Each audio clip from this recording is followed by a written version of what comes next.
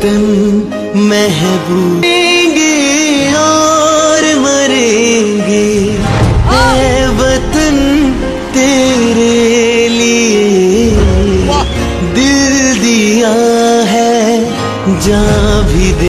Vande Mataram, Vande Mataram. Sir, how did you become so great? How did I become so great? That's the question. Well, सुजलां सुफलां मलयज शीतलां। which class you are studying? 4th. What's your dream in life? I want to become a singer. Singer. Hindustani or Carnatic? Hindustani or Carnatic music? Any music? Yeah, in music. Any music will become. Well, I don't know how become. I don't know. You know, in the relative terms. So I personally believe you must have a dream. Say, I must have a dream. I must have a dream. सस्य श्यामलां मातरं, Vande Mataram. I must continuously acquire knowledge. Continuously acquire knowledge. I must continuously acquire knowledge, Hard work, hard work, and perseverance. and pursuance. One should not be not afraid of problems. Not afraid of problems. Then you will be successful. Okay? शुभ्रज्योत्स्ना पुलकितयामिनी, पुल्लकुसुमित द्रुमदलशोभिनी। How many of you want to become political leaders? So many. Suhasini सुमधुरभाषिणी। Lot of political leaders there. Good. Young people want to politicians. If I become a political leader, my aim would be to create more than 1 billion Abdul Kalams in the country. Fantastic. That would make my country proud. Okay. Wish you all the best. Wish you all the best. You make 1 billion fellows, huh? 1 billion fellows. Okay. सुखदां वरदां मातरं, वन्दे मातरं, वन्दे मातरम्। तेरे लिए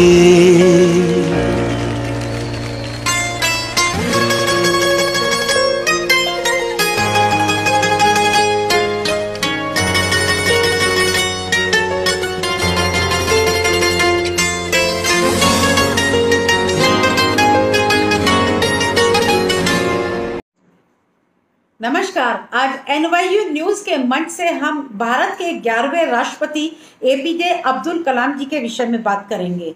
APJ Abdul Kalam जी एक scientist थे और वो SLV-3 के प्रोजेक्ट हेड थे और पोलर सैटेलाइट लॉन्च जो किया था उसमें भी उन्होंने बहुत इन्फ्लुएंशियल पार्ट प्ले किया था। उन्हें बहुत सारे अवार्ड से नवाजा गया और वो एक पीपल्स प्रेसिडेंट थे साइंटिस्ट के साथ साथ। उनकी बहुत सारी मोटिवेशनल स्पीच हैं। उनका जन्म जो है 1931 में 15 अक्टूबर को हुआ था और 27 जुलाई 2015 को शिलोंग में एक प्रोग्राम के दौरान दिल का दौरा पड़ने से उनका स्वर्गवास हो गया था।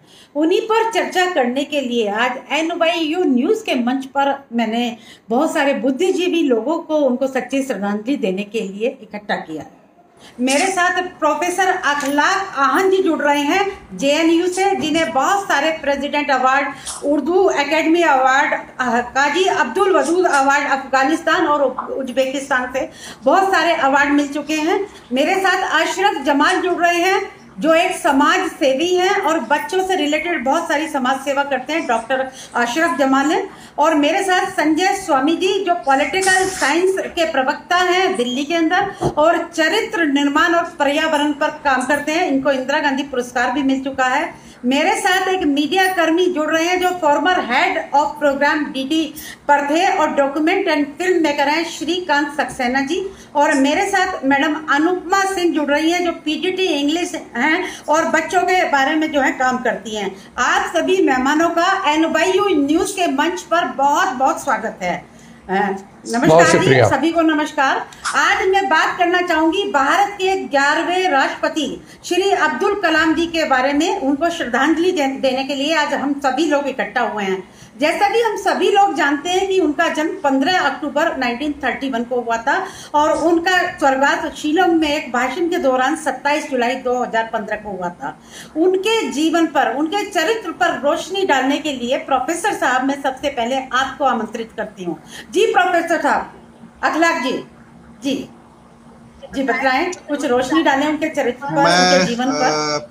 सबसे पहले तो उनके इस एनिवर्सरी पर मैं उनको खराज अकीदत पेश करता हूँ। वो वाकई हमारी जो जदीद तारीख़ है, मॉडर्न हिस्ट्री है आज़ादी के बाद, उसमें एक ऐसी शख्सियत हैं जो यादगार हैं और जिनको हम फॉलो कर सकते हैं, जिनको फॉलो करके हम इस मुल्क को बढ़ा सकते हैं। मुझे, मेरी नज़र में उनकी शख्सियत के 4 पहलू बहुत अहम हैं। एक तो ये कि वो खुद एक बड़े गरीब घराने से आते हैं और हमारे मुल्क की एक बड़ी आबादी जो है वो गरीबों की, तो वो उन सब के लिए, ख़ास तौर से उन बच्चों के लिए जो किसी तरह से मायूसी का शिकार होते हैं, उनके सामने ये एक मॉडल है कि आप भी मेहनत करके और लगन के साथ अगर आगे बढ़ने की कोशिश करें तो हिंदुस्तान के सबसे बड़े मकाम तक पहुँच सकते हैं, जो मकाम अब्दुल कलाम साहब ने, हमारे जो राष्ट्रपति थे APJ अब्दुल कलाम, उन्होंने हासिल किया। दूसरी जो चीज़ है वो है उनका जो दूसरों को भी इंस्पायर करते हैं, वो है क्रिएटिव जो उनका एस्पेक्ट है। कहते हैं कि आप ड्रीम कीजिए, और ड्रीम करना जो है वो क्रिएटिविटी की बुनियाद है। और जब तक आदमी क्रिएटिव नहीं होगा, हम देखते हैं कि वो हर मामले में, एक साइंटिस्ट है वहाँ भी वो क्रिएटिव है और तरह तरह की नई चीज़ों को लेके आ रहे हैं, मिसाइल सिस्टम को, फिर वो शायरी भी करते हैं। ये एक बड़ा पहलू है जो इंसान को किसी भी फील्ड में हो, अगर वो क्रिएटिव है तो वो आगे बढ़ सकता है। तीसरी जो चीज है, उन्होंने कहा था ड्रीम ड्रीम ड्रीम, अगर आप ड्रीम करेंगे तो थॉट आएगी, और थॉट आएगी तो एक्शन आएगी, तो आप एक्शन करेंगे और आप कामयाबी को हासिल करेंगे। तीसरी जो चीज है उनकी शख्सियत की, जो देखने की और फॉलो करने की है, वो है डेडिकेशन। यानी डेडिकेशन, लगन, आदमी हिम्मत ना हारे और जो भी हालात हो उन हालात का सामना करते हुए आगे बढ़ता चला जाए। ये एक उनकी शख्सियत का बहुत अहम पहलू है। और चौथा, मैं आपके साथ लौट के आती हूँ। एक और मेहमान जो है अशरफ जमाल जी, बड़े लालायित हो रहे हैं फ्रंट पे आने के लिए। जी अशरफ जी बताएं, क्या कहना चाहते हैं? बहुत शुक्रिया मनीषा जी, आपने मुझे। आप मेरे साथ रहिए, मैं लौट के आऊंगी। प्रोफेसर साहब अभी शुक्रिया ना कहिए। अशरफ जी ललायित हो रहे हैं, 2 शब्द इनके सुन ले, फिर मैं लौट के 1 बाय 1 आऊंगी। जी नहीं, मैं शुक्रिया, मैं कह रहा था कि आपने मुझे दावत दी और इस मंच पे आने के लिए मुझे। जी शुरू करें। मैं सिर्फ प्रोफेसर अखलाक आहन जो मेरे दोस्त हैं, उनसे उनकी बातों में सिर्फ ये जोड़ना चाहूँगा कि APJ अब्दुल कलाम, ये उनका नाम है, और अगर इसको, इस नाम को पूरी तरह से वाकफियत के लिए सुने तो वो नाम है अबुल पकीर ज़ैनुल आबदीन अब्दुल कलाम। जी अबुल पकीर ज़ैनुल आबदीन अबुल कलाम, और इनके नाम में ज़ैनुल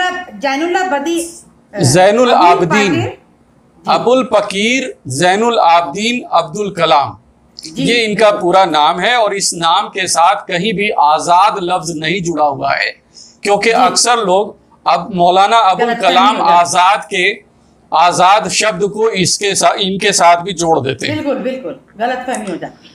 जी आज उनकी पुण्यतिथि है APJ अब्दुल कलाम की, और हम सब जानते हैं कि ये इस भारत की ही नहीं बल्कि दुनिया की एक महान विभूति थे।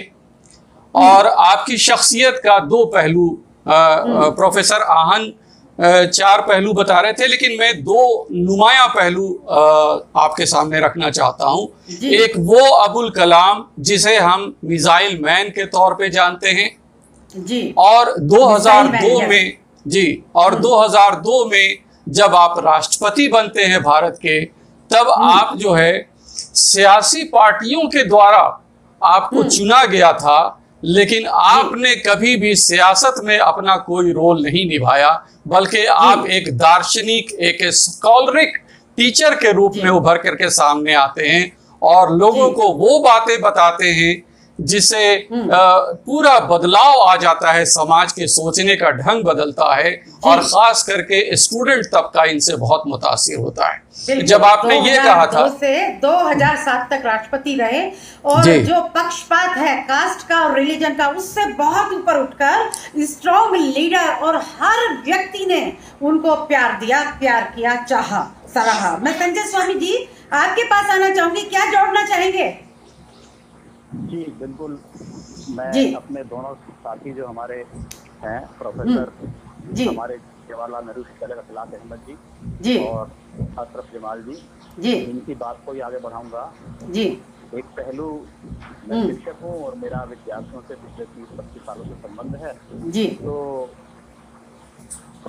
डॉक्टर अब्दुल कलाम आज जी जो हैं हमारे राष्ट्रपति 11वें जो रहे हैं जी, इनका हम अगर देखें, स्वामी विवेकानंद जो पिछली सदी में हुए 18वीं 1800 हुआ, तो उनके बाद और उसके बाद हमारे जिसमें और महानायक रहे हैं, शिवाजी महाराज, छत्रपति और महाराणा प्रताप, और वर्तमान में जो हमारा स्वाधीनता संग्राम का आंदोलन चला था 1947 तक, उसमें जितने हमारे युवा, चंद्रशेखर आजाद, भगत सिंह, इन सबका जो योगदान रहा, और जितने वो युवाओं के आइकॉन रहे, आदर्श रहे, तो वर्तमान समय में अगर हम कहें तो डॉक्टर अब्दुल कलाम हमारे युवाओं के आइकॉन हैं बिल्कुल।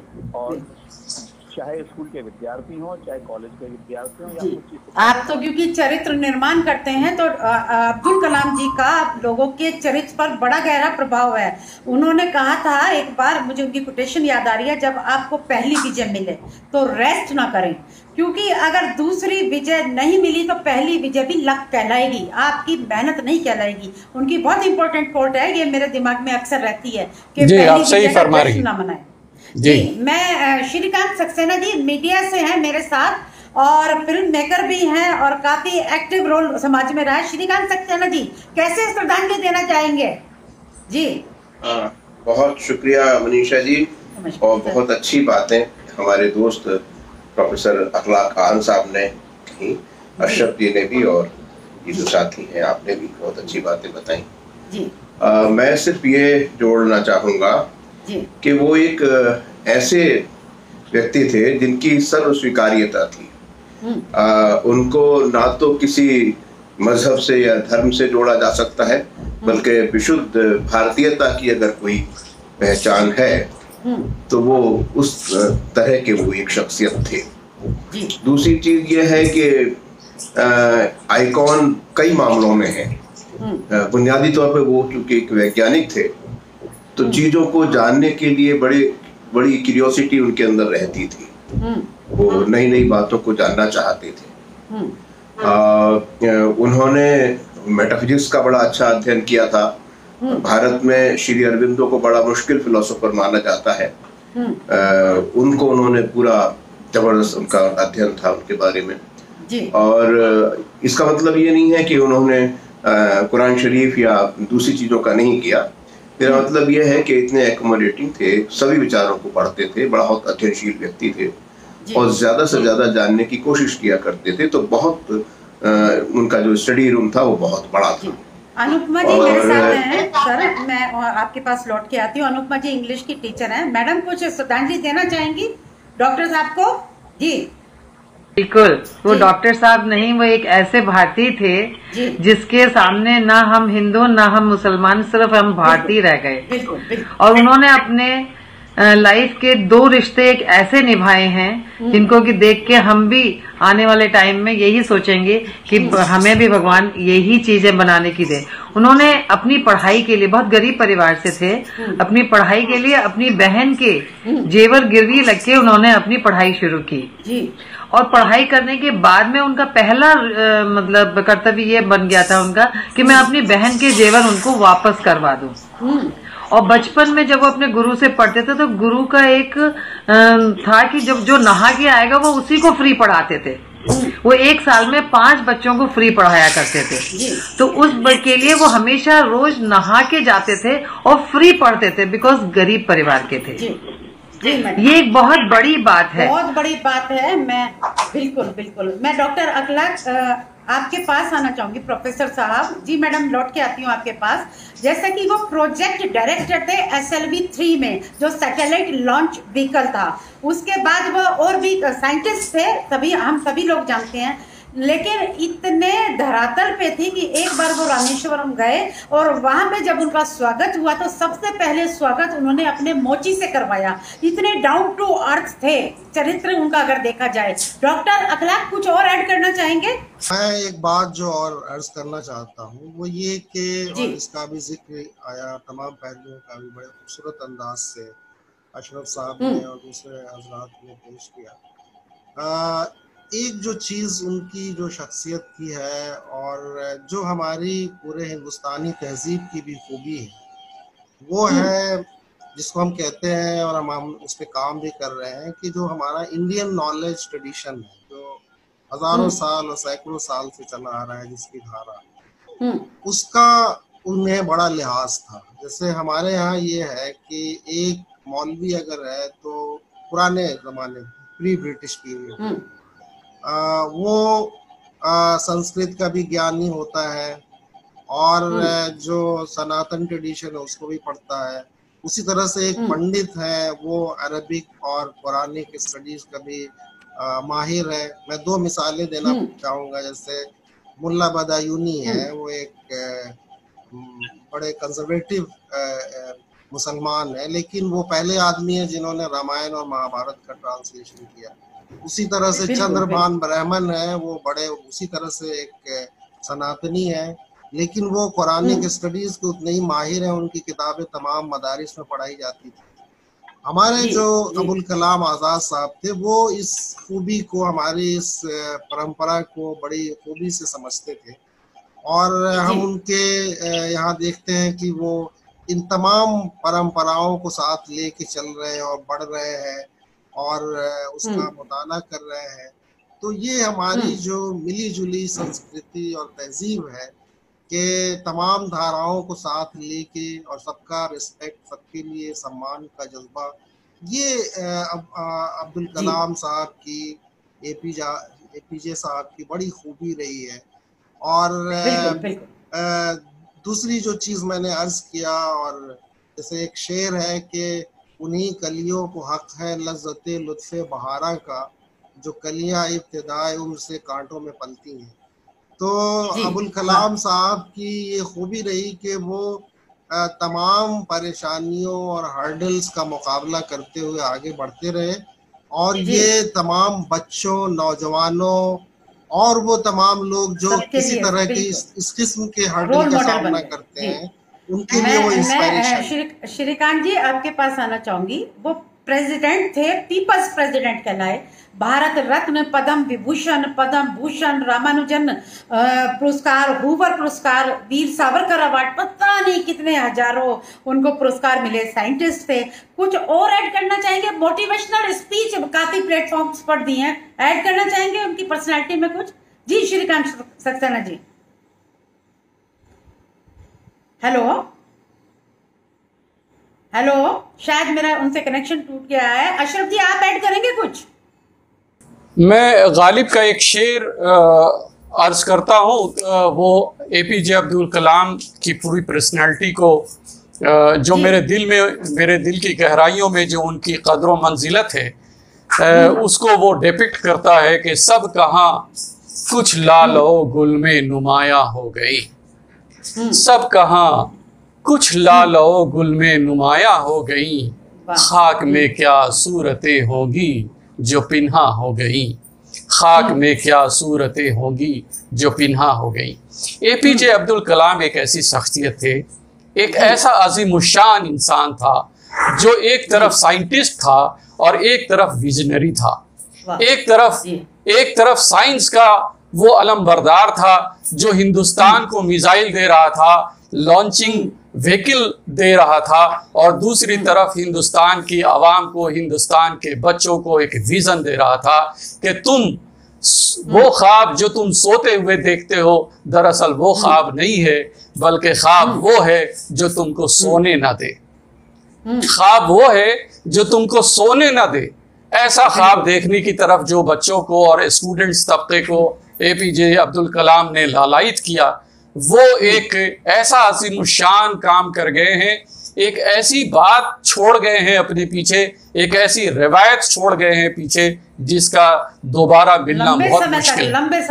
लंबे समय नहीं मनीषा जी, मैं ये कहता हूं कि आने वाले वक्त में ये जो रिक्त स्थान बना गए हैं वो पूरा नहीं हो सकता है। और इसीलिए मैंने गालिब का ये शेर कहा कि सब कहाँ कुछ लालो गुल में नुमाया हो गई, खाक में क्या सूरतें होंगी जो पिन्हा हो गई। ये मिट्टी के नीचे चले गए एपीजे अब्दुल कलाम, लेकिन ये सूरतें अब सिर्फ फूल बन करके जमीन के ऊपर लहलहाती हैं और हम उन्हीं को देख करके अपने आप को खुशी गौरवान्वित महसूस करते हैं। जी अनुपमा जी, मैडम उनकी एक मुझे कोटेशन याद आ रही है कि जब आप फेल हो जाएं तो गिव अप ना करें, जो फर्स्ट फेल्योर है that is a lesson for second attempt. आप क्या सोचती है, टीचर हैं आप, बतलाएं मैडम। उनके हिसाब से तो इंसान कभी फेल होता ही नहीं है, जो हमेशा कोशिश करता रहता है जी, और कोशिश कभी रोकनी नहीं चाहिए जी बिल्कुल। कि उनका हमारे और आज भी हम हमारे स्कूलों में बहुत सारे उनके कोटेशन लिखे हुए हैं। जी, जिस लाइन में जाते हैं उसी में नई क्लास को नए तरीके से पढ़ाने का एक बेमिसाल एग्जाम्पल हमें उन्हीं से मिलता है। बिल्कुल बिल्कुल। एक बार एक आईआईटी इंस्टीट्यूट में गए थे, वहां पे 5 चेयर लगी थी, मैं पढ़ रही थी आर्टिकल उनका, उनकी चेयर ऊंची थी, 4 सिंपल चेयर थी। तो उन्होंने वीसी साहब से कहा आप ऊंची पे बैठिए, वीसी साहब ने कहा नहीं, उनको बराबर की चेयर मंगानी पड़ी, बिल्कुल कोई ऊंचा स्थान नहीं चाहिए था। अभी मैंने पढ़ा आज मॉर्निंग में ही कि उनके कुछ मेहमान राष्ट्रपति भवन में आ गए, उन्होंने अपने पैसे से उनका खर्चा दिया, घुमाया फिराया 3 लाख कुछ हजार, उन्होंने राष्ट्रपति भवन का एक भी पैसा अपने पर्सनल मेहमानों पे नहीं लगने दिया। ऐसे थे कलाम साहब, उनको सैल्यूट है इस मंच से। संजय जी कुछ कहना चाहेंगे? जी मैं 2-3 बातें कहना चाहूंगा। जी संजय जी। जो संस्कार उन्होंने बच्चों को दिए हैं जी, 9वीं 10वीं की कक्षा में दिल्ली में पाठ्यक्रम में पाठ है एक जी चाइल्डहुड जी, उनके बचपन की पूरी कहानी वो बच्चों के बीच कहता है। बचपन में उन्होंने अखबार बेचकर जीविकोपार्जन किया अपने भाई के साथ जी, और जब वो अपनी स्कूली पढ़ाई पूरी कर लेते हैं और वो आगे पढ़ाई के लिए बम्बई जाना चाहते हैं तो उनके पिताजी जैनुल अबदीन उनकी माँ से कहते हैं, माँ बड़ी भावुक होती है, बेटा बाहर जाएगा पढ़ने के लिए। तो उनके पिता जैनुल अबदीन कहते हैं कि देखो ये आजाद पंछी हैं, इनके अपने पंख हैं, ये आसमान में अपने आप उड़ेंगे और अपने घरों से खुद तलाश करेंगे। बिल्कुल। तो किस प्रकार के संस्कार उनको अपने परिवार से मिले, उनके शिक्षकों का उनके जीवन पर पूरा प्रभाव था। जो उनकी सादगी थी, जीवन की सादगी थी, वो हमें प्रत्यक्ष दिखाई देती है। कोई उनका पहनावा उसमें कोई विशेषता नहीं झलकती थी, एक आम इंसान की तरह से रहना, जो भी आपने बातें कही हैं उनके जीवन में था कि सादा जीवन और उच्च विचार। बिल्कुल जो हमारे ग्रामीण क्षेत्रों के विद्यार्थी हैं, जो ट्राइब क्षेत्रों में रहते हैं, उनके लिए भी उन्होंने आदर्श प्रस्तुत किए हैं। 21वीं सदी का भारत कैसा हो, ऐसी पुस्तक उन्होंने लिखी जो विद्यार्थियों में युवाओं बहुत लोकप्रिय पुस्तक है। तो उस पुस्तक को विद्यार्थी खूब चाव से पढ़ते हैं। तो ऐसे हमारे अब्दुल कलाम जो है वो सबके लिए लोकप्रिय रहे। तो उनका अंतिम जो समय था 2015 में जब उनका देहांत हुआ, तो आप ये देखिए ऐसा ईश्वर किसी किसी को ऐसी मृत्यु देता है कि वो IIM शिलोंग के अंदर वक्तव्य दे रहे थे। उस वक्त उसका विषय कितना अच्छा था, पृथ्वी पर किस प्रकार मानव को रहने के लिए अनुकूल बनाया जाए। आप देखिए तो पर्यावरण कैसा हो, इस पर उनका भाषण हो रहा था कि हमारी पृथ्वी किस प्रकार से अगले भविष्य के लिए अनुकूल रहे, हमारी जो अगली पीढ़ी है, युवा पीढ़ी है, उसके लिए अनुकूल रहे। ऐसा उन्होंने उदाहरण अपने स्वयं के जीवन से पेश किया और ऐसे कार्य करते हो गए, नहीं तो लोग अस्पतालों में महीनों महीनों पड़े रहते हैं, बिल्कुल, उसके बाद उनके प्राण निकलने मुश्किल हो जाते हैं। ऐसे आदर्श हमारे राष्ट्रपति रहे हैं अब्दुल कलाम साहब।